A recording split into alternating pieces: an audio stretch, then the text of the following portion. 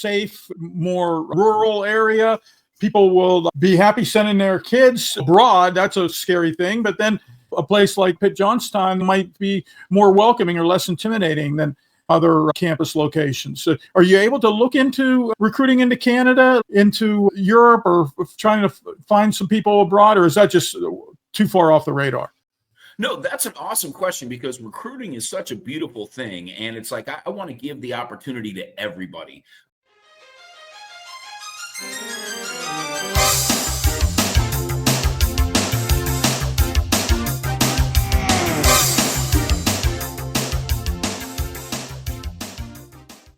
I started out really locally, just in the Johnstown area. My boys, they swim. They're good swimmers. They're not getting like quad A cuts or anything like that. But they haven't swum like summer league in a couple years. And so I put them on the Monaco Summer League team, which is, about 20 minutes away from me where I live in the west end of Johnstown. And it was such a wonderful experience. I did it for them. But I also did it because that's a great way for me to be a dad, but also, rep this right there for them. And so, I feel like Johnstown fights the good fight. Doesn't really have the best reputation as a town, but one thing that's beautiful about UPJ is we're in Richland, which is about 20 minutes from downtown Johnstown and is one of the nicest suburbs in the whole state of Pennsylvania. And so I'm thinking, UPJ is great for everybody, but I'm like, let's do it locally first. So I expanded from within, working the summer league circuit, getting to know Coach Denny and Coach Maria at Monaco, fantastic coaches. I couldn't teach my own boys how to do breaststroke. And in 3 days, Coach Denny and Coach Maria had them doing legal breaststroke. I'm like, that's it. I want to be Zeke and Arlo's dad.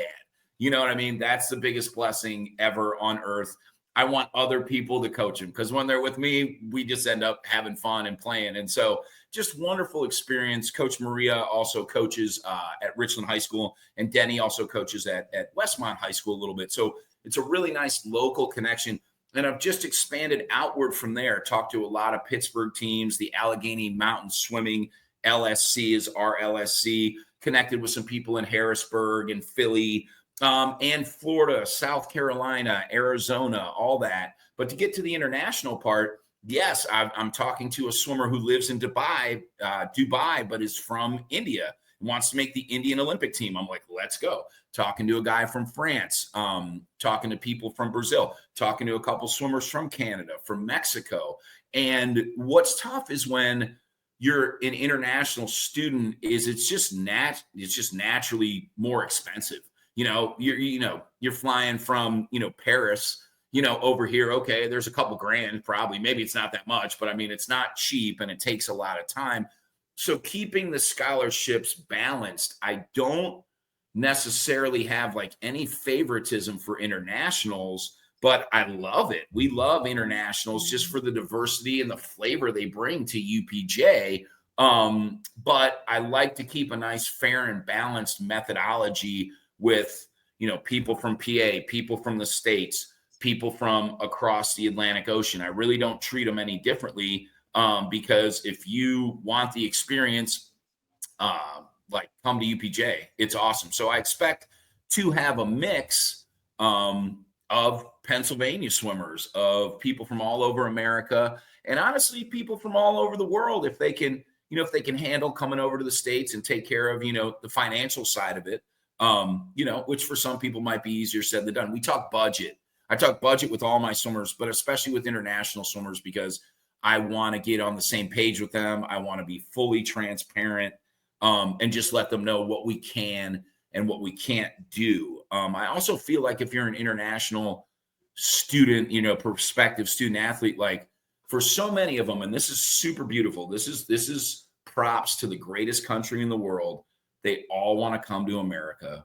And it's like so beautiful. That warms my heart because I'm a huge patriot. I believe we have the best country in the world. I know we go through struggles. I get it. USA Swimming is the most organized, strongest youth sport on earth. More gold medals. The stat for a while was more gold medals than all of their summer Olympic teams put together. I don't think that's true anymore, but 20 years ago, I think that was true. And we just have a great organization over here. So, I want everybody to come in and enjoy it. I've actually done a lot of volunteer work with USA Swimming. I just spent a ton of time with the LSC Development Committee, which is the highest ranking, hardest working, most respected committee in USA Swimming, led by Jane Grosser and Mary Ellen Tynan. Just wonderful people. I actually just rolled off and had my last meeting in November and cried a couple tears of joy when they said some really nice things about me. And it's been wonderful to give back and volunteer like that. And working with people that are way smarter than me, I got to learn a ton over the past handful of years. So that was a blessing. And it was a little sad for me to roll off the committee. I'd been on there for years and I would have stayed forever if I could, but governance, bylaws, rules, you got to follow those. So, it was my time to peace out from there. But what's great is I can call up USA Swimming and they're going to call me by my first name when they pick up the phone. Hey, Kyle, how you doing? Because when you give selflessly, the USA Swimming is going to give back to everybody, but it's nice. I feel like I have a special place with USA Swimming. I've been a USA Swimming member since 1982, and it's the best organization, at least best national governing body, in the country for sure, and best sports organization in the world. So that was a blessing. I got to learn a lot just through that whole process. Your resume is fabulous with regards to some of the awesome advances you made in South Carolina, in North Carolina, with working with the club scene there. Can you give me a little bit of the overview of what you did and what we need to do more of in other parts of the country? Absolutely. So when I started coaching in the North Carolina LSC in the spring of 2007, Dave Marsh had just left Auburn to be the head coach of Swim Mac. Dave Marsh is the best coach I've ever met in my life and a wonderful, wonderful guy. Just serendipitously, I got to spend a lot of time and connect with him. I was in Waynesville, North Carolina, where if you're in Waynesville, you don't say Waynesville, you say Waynesville. Everybody talks like this, and they're the most wonderful people I've ever met. Your car breaks down on the side of the road. It's a matter of seconds before someone you don't know is there to help you out, and see you through to make sure you're good. Waynesville, North Carolina, shout out Smoky Mountain Aquatic Club, unofficially called by USA Swimming the best small team in the country in 2009.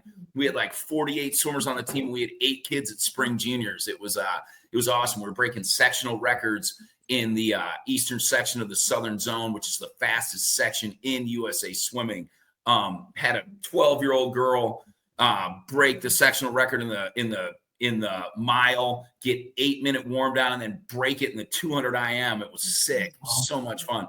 Broke it in the 400 IM. At 12, she was 4:30.67 in the 400 IM. London Schumacher, loved to train. If we didn't have a hard workout, she was mad. And I'm still really good friends with her family. They're just wonderful people. So when I walked into the North Carolina LSC, I was the new guy, and so was Dave Marsh. So we connected, and I said, hey, I really want to help you run one of your swim camps. Waynesville and Charlotte are about 2 hours away, not far at all. He's like, that's cool. I can't pay you to do it. I said, I'm not doing it for money. I want to learn from you. And at that time at Swim Mac, Alan Fowle, Coach Russ, Stephanie, they had just an all-star cast of coaches. I mean, they were just churning it out. And I show up and I coach with Dave, and it's just a wonderful experience. And I look at my mailbox 3 days later, and there's a huge stack of all his DVDs that he just sent me for free because he's a super classy, wonderful guy. I don't know, best sprint coach I've ever met, not just sprint coach. I mean, best coach all the way around. The North Carolina LSC, Mark, is the coolest LSC that I've ever been a part of. The coaches, we do a great job. I say we, I haven't been there in years, but we did a great job of putting aside your local competitive beefs. You know what I mean? The TAC Titans and the Marlins of Raleigh and New Wave, they all want to beat each other, but Paul and JP and John Roy for House of Delegates meetings could all set that aside and say, hey, what's big picture? What's greater good? How do we grow? How do we get more kids at juniors? How do we get more kids at trials? And I got to, as a younger coach, sit back and absorb that. And it was really, it's ingrained in my swimming DNA to this day that it's hey, you can be competitive, and heck yeah, you should be competitive. But at the end of the day, let's come together and make things great. It's like Chris Villa and Adam at IUP, same deal. They're so supportive of UPJ because they believe in big picture swimming. Dave Marsh was a big part of my education on big picture swimming. And so North Carolina LSC, really fast, wonderful. After that, I got the job as sport development director of the South Carolina Swimming LSC, the first sport development director in the history of South Carolina swimming, second only to the great Tony Young from the Indiana LSC, who's just fantastic guy, fantastic coach, great motivator. Tony, before I was doing a speech out of Colorado Springs for a USA Swimming Convention, Tony like pulled me aside and like just made sure I was ready for the speech. I didn't even know the guy. And he just was like, he got me so inspired that like my speech was awesome. And he just did that to help me give a great speech. Arlene McDonald, kind of like just in a lot of ways, the godmother of great things in USA Swimming. Arlene McDonald, meet director for Olympic trials, among many other things, helped create the sport development director position in the Indiana LSC. And they just took off. Numbers grew. They got really fast. And it was like, wow. So South Carolina kind of copied that. And I was really fortunate and blessed to be the first sport development director in the South Carolina Swimming LSC. And people might say, what's a sport development director? I'm going to tell you. So really what the job was create opportunities for our members. Okay. And that sounds very like general and vague, but like, first of all, create educational and training opportunities for our swimmers so they become better. Create educational opportunities and coaching opportunities for our coaches so they become better. Educate our board on governance. Governance is the most boring thing on earth to me, but it's like one of the most important things. I'm a trained expert in governance. If you had asked me 20 years ago if that would ever happen, Mark, I'd probably say, what's governance? So, but to work with the board on that. So when I got there, we had one camp. I created 4 more, a senior select camp, an open water camp, a couple others, and created a coaches clinic that was probably my favorite thing that I could be the creator of and the catalyst for, just because it's like so cool. Part of my job was we had a big coaches fund with a lot of money in it. No one was using it. So Tim Conley, good friend of mine today, the age group chair, fantastic coach at Y Spartanburg back in the day, now vice president of the YMCA Association in like Rock Hill, South Carolina, has got 2 long course pools built, 2 50-meter pools built in the last 10 years. Tim Conley, genius. He's like, Kyle, here's the deal. Look at this number in our coaches fund bank account. He's like, it's your job to spend that. I was like, okay, sweet. So I called like Paul Yetter at NBAC to come run, one of our camps. The most, for my personal like circle of friends and elite coaches, Paul Yetter has the most beautiful mind of anyone I've ever met, not just for swimming, but in life, but especially for swimming. Super positive, super supportive. Got Alan Fowle to come in and run a select camp. For the coaches clinics, got Beth Winkowski, who now works at USA Swimming, absolute genius coach. Got Jason Turcotte, God rest his soul, man. He came in and broke down everything he did at Dynamo, and Dynamo was just humming on all 6 cylinders. And then at the end, he gave everyone the link to the copy of every workout on PDF that he's ever written. And I'm like, you talk about selfless? Like, man, just a wonderful, wonderful guy. So you get to do that. Sergio Lopez, most fun coach I've ever met in my life. When Sergio was at Bowles coaching, he had it. I mean, he great coach, did a great job. He had it pretty good, man. Caleb Dressel, Ryan Murphy, Joseph Schooling, all in the same pool at once, like that's a pretty good relay right there. And so Sergio comes down, and sometimes what I would try to do is find coaches that were going to be real. Like, how many coaches talks have you heard where they don't really like open it up, and it's like, okay, we're not going to spend hours all weekend. We got the coaches clinics catered. We took the coaches out on the, company credit card for dinner, because that's where you really talk shop, go have dinner with the coach. But Sergio was showing us videos of like, Ryan Murphy and Joseph Schooling and Caleb Dressel, and like showing us workouts, and broke down everything that he was doing. And when I swam at Florida State back in the day, long time ago, we were 9th in the nation and undefeated. I still take a lot of what we did there into the training that I do now as a coach. It was funny because Sergio's, workouts were very similar to what we did at Florida State, just good quality, the right amount of work, warm up, kick set, skill set, 40-minute, threshold set, recover, and then sprint, recover, sprint, recover, sprint, recover, till the end with a lot of really good skill work in there. And so Sergio's opened this up for everybody. And then afterwards, the dude's just the life of the party. I mean, he's as good of a coach as he is a cool person. And like his stories when he lived in Spain, bronze medalist from 88, I believe, in the 200 breaststroke. His stories, like not even revolving around swimming, were awesome. So a couple years later, I go to a meet at Auburn as a club coach. Sergio's there. He's got a goatee about this long, and it's purple, like light purple. He's coaching Kevin Cordes. We're walking in for warm-up, and all these like swimmers that have been to his camps, like 10 and unders, we're like, so Sergio's facing the pool, and all these 10 and unders walking behind him. And they're like, Sergio, hey. He turns his back and just high five, high five, high five, high five. Kevin Cordes, world record holders in the water. Serge isn't even paying attention to him. He's just like vibing out with all these 10-year-olds being like, hey, good luck. Go get him. Go get him. I'm like, I love this guy. I'm like, that's the kind of coach I want to be. And just a wonderful guy. So to get him in and have him do like 4 2-hour like instructional sessions really helped. We ended up having the second highest percentage of Olympic trials qualifiers in the South Carolina LSC and the number 1 average IMX score for long course and short course. And after 18 months of being in the position, we were the fastest growing LSC in the country by over a rate of double the national average. And I really think the genius behind that is creating the position. I was lucky to be that guy, but like to create the sport development director position for the LSC to connect up with USA Swimming and then have them connect down with you. Every LSC needs that. And I really feel like every LSC should have a sport development director. So just creating that position was genius. It had always been a dream of mine to like clone myself. I don't believe in cloning, but like when I was coaching, like if I could stand on deck and coach, but then clone myself and go hang out with all these other great coaches and programs around the country to just become a better coach.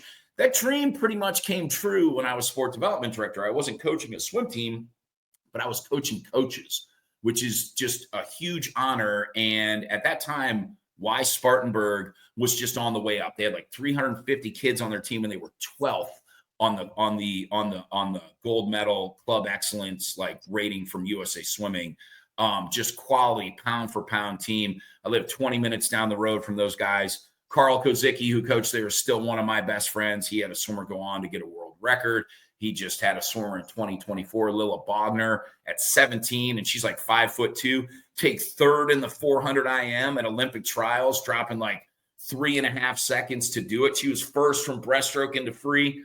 And she got third, little 17-year-old, almost made the Olympic team. Carl Kozicki, Team Greenville, great program. So these guys, like, I'd go have dinner with them. Like, Carl would come over to my house, my boys know Carl. Carl is my youngest son's godparent. So, like, just to be in that ecosystem of excellent swimming where you kind of didn't even know what was going on. I look back, Mark, I'm like, man, did that really happen? Like, it was a dream, but a dream come true. And that just helped me do a ton of good on like a major level. Running a not-for-profit of 3,000 members, really teaches you to be organized.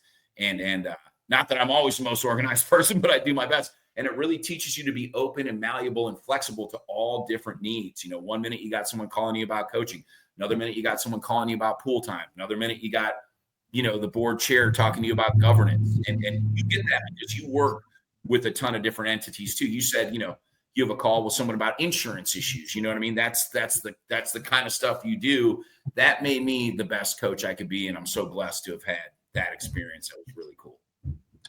Wow. And now we get you to do that in Pennsylvania. We really need to have you come to Pittsburgh and do camps, or have you become a lightning rod for some of the deep thinking and communication collaboration. Coaching the coach stuff is what I've been trying to do with our podcast. It's a blessed feeling to be able to stroke somebody's imagination and have that take root and see some good from it. That was a fabulous run in the Carolinas, and congratulations. And Sergio Lopez, an ISCA Hall of Fame member. Tony Young and I go way back to our days in Illinois. It is a small world. it's going to be wonderful to have you make an impact here in Western Pennsylvania. We need it. We need it big time. Down south, there's a pool on every corner because the weather, right? You know what I mean? The weather. Up here, it's hockey weather. So we need it. I will help out any way I can. I love doing camps. I love doing clinics. It's like one of my favorite things. You just let me know, and I'll connect with a lot of other coaches too, but I'm all about it just for the greater good. Because when you do something, when you're blessed to, help people, you instill the love of swimming and inspire them. It's my mission from God. That's what I do in life. And, it'll benefit UPJ, but just the good feeling is like, just when it just does good for people. Number one reason why 8 and unders die in America is drowning. You can't have that. I just taught 200 swimmers how to swim at St. Francis, doing swim lessons up there. And I feel like God really blessed me with this job, partially because I did that. That's a real thing. Number one cause of death for children 8 and under in America is drowning in the greatest country in the world. We can't have that. So from there all the way up to, hey, getting kids to win, D2 nationals and all that stuff, everything in between, it's super important. And I'm down to help out anytime I can. And I love it. So, yeah. Well, I love your perspectives. I wish you all the success in the world. May the wind be at your back into the rest of the season, into the recruiting, and I will stay in touch. Thanks so much for your time. Let's definitely stay in touch. This was an honor to do this, Mark. Thank you so much. This made my day. I would come on your show anytime. Let's definitely stay in touch, because I would love to brainstorm with you about how we just do the most good possible for swimming in our area, for sure. I definitely have some ideas, especially with some of the areas that are not as functional, sort of dysfunctional in regards to swimming. And boy, it's going to be a great day too when you turn around and there's 3 or 4 people that want to be your volunteer assistant coach. Because you have such energy and they want to learn from a master. That's the nicest thing, Mark. That's the nicest thing you could say. That's the nicest thing you could say. Thank you so much. That would be a dream come true, because teaching coaches, the coaching tree, it just helps spread the love to everybody, of swimming. And it's awesome. We'll definitely talk. I would love to talk with you more. And this has been fantastic. Thank you so much. Okay. Have a great day. Thanks.